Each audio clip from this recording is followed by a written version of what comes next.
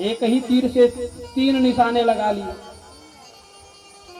आंख भी मांग लिया, खाने को रोटी नहीं थी, सोने की थाली मांग ली, तो फिर क्या कमी है। और फिर जो है पोता भी मांग लिया, मेरे पोते को सोने की थाली में भात खिलाते हुए देखूं। तो ऐसे ऐसे चालाक भक्त भी धरती पे पड़े हैं जो भगवान को भी पागल बना डालते। तो देखना कहीं साई खेड़ा वाली मैया हो। भाई यहाँ की तो सब अच्छी है, ये तो बाहर की बात बोल रहा हूँ। नहीं तो कल तुम वहां पर मेरी गर्दन पकड़ लो आकर के। बाबा ने ऐसा कहा था, तुम सब अच्छी हो, सीता हो, दुर्गा हो, भवानी हो। कहने का मतलब सिर्फ इतना है, कुंती मैया ने जब वरदान मांगा, प्रभु एक वरदान चाहिए, द्वारिकाधीश ने कहा मैया मांगो। बुआ लक्ष्मी थी कृष्ण भगवान की, बुआ मांगिए। तो एक वरदान मांगा, बड़ा ही प्यारा वरदान। क्या मांगा? विपदः सन्तु न स्वस्वद तत्र तत्र जगद्गुरु भवतो दर्शनमियत भव पुनर्भव दर्शनम।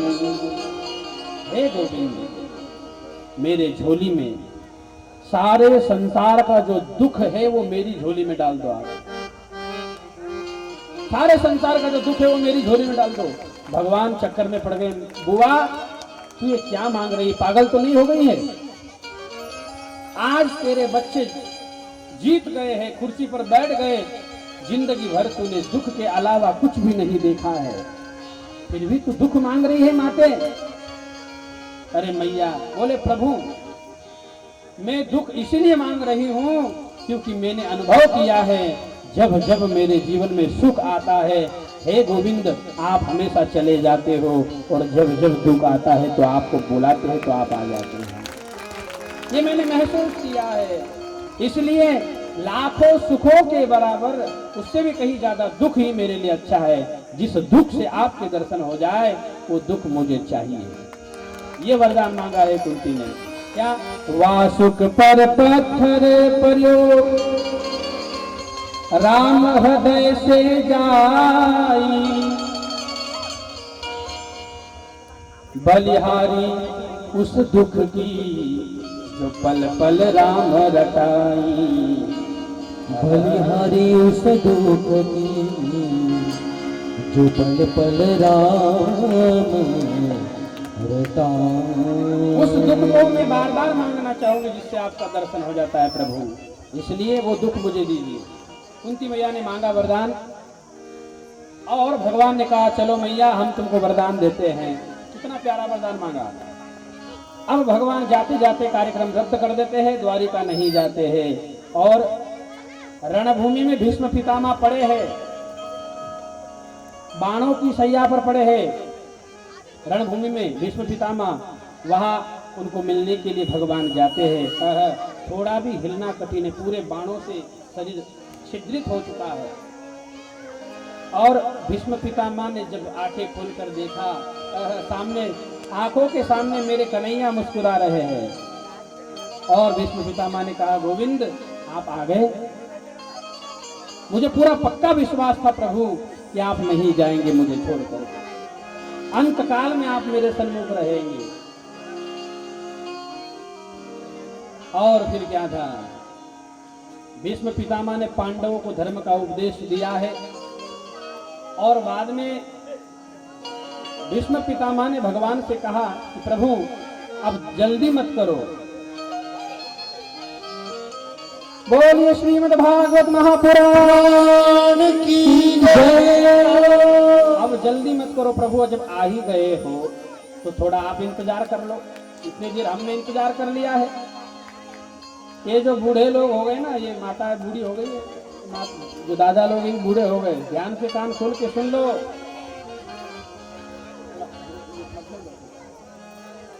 अंत समय भगवान का चिंतन सामने होना चाहिए, न कि संसार का चिंतन होना चाहिए। भीष्म पितामह अंत समय में भगवान का दर्शन करके मरे थे। भगवान से कहा कि हे गोविंद आप मेरे आंखों के सामने खड़े रहो, ताकि प्राण जब छोड़ू तो आपका दर्शन करते करते मरूं तो मेरी सदगति हो जाएगी। और हम लोग नाती पोती का मुंडा देख करके मरते हैं, तो फिर नाती पोती ही बन के संसार में आते हैं। इसलिए जो है अंत समय भगवान का दर्शन करके मरना चाहिए। इतना तो करना स्वामी जब प्राण तन से निकले, गोविंद नाम लेकर तब प्राण तन से निकले। विष्णु पितामह कह रहे हैं, हे गोविंद, श्री गंगा जी का तट हो, यमुना का बंशी वट हो। जब मेरे प्राण छूटे तो मेरे सामने गंगा हो, यमुना हो, वृंदावन हो, मेरा सावरा निकट हो, तब प्राण तन से निकले, गोविंद नाम लेकर तब प्राण तन से निकले। कितनी बढ़िया पंक्ति बोली, और अंतिम पंक्ति में बढ़िया प्यारी बात बोली। सब ध्यान कान खोल करके सुनो। एक भक्त की है अर्जी, खुद गर्ज की है गर्जी। एक भक्त की है अर्जी, खुद गर्ज की है गर्जी। आगे तुम्हारी मर्जी, तब प्राण तन से निकले। गोविंद नाम लेकर तब प्राण तन से निकले। विष्णु पितामह देखते देखते भगवान के सुंदर रूप को देखते देखते अपलक दर्शन करते हुए अपने प्राण को छोड़ते हैं। आकाश से देवी देवता फूलों की वर्षा करते हैं और बोलिए भक्तवत्सल भगवान की जय। अपलक दर्शन करते करते जो है भगवान का दर्शन करते करते मरे हैं। आइए मेरे भाई बहन, भागवत के इस प्रसंग में हम लोग भी शामिल होते हुए विष्णु पितामह के साथ भगवान की स्तुति करते हैं। प्यार और भाव से मेरे साथ करेंगे। गाऊं या नहीं गाऊं?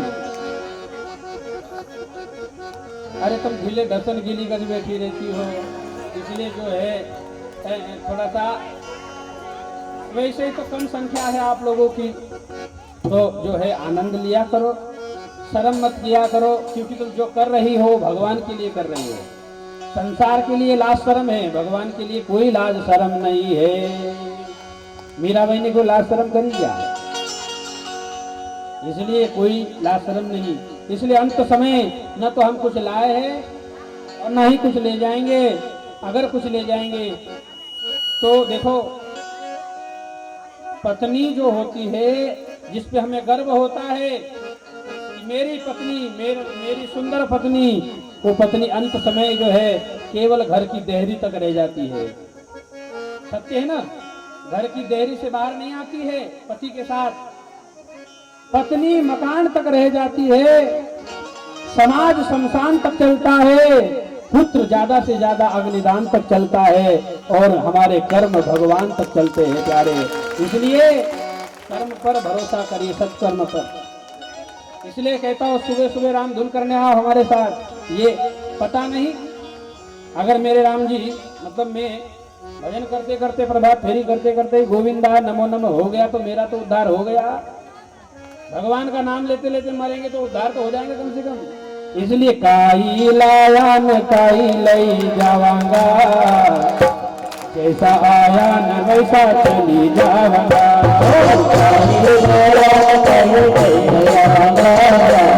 जैसा आया न वैसा चली जावांगा। काई लाया न काई लई जावांगा, जैसा आया न वैसा चली जावांगा। में जाऊंगा, जैसा आया न वैसा चला जाऊंगा। जैसा आया न वैसा जैसा आराम होता कभी जावांगा कैला याद कई जावांगा हो जैसा आयाम वैसा चला जावांगा कैला याद कई जावांगा अरे कैला याद कई जावांगा जैसा आराम होता कभी जावांगा कैला याद कई जावांगा चला जाऊंगा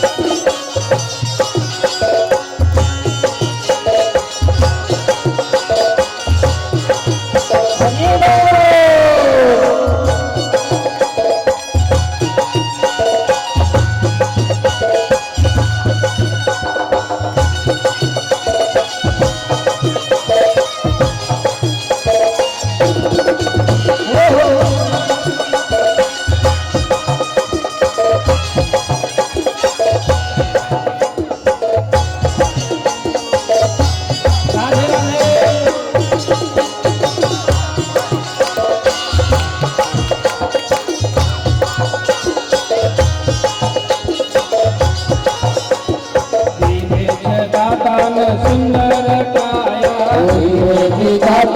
सुंदर काया भजन भई छोड़ी न माया भजन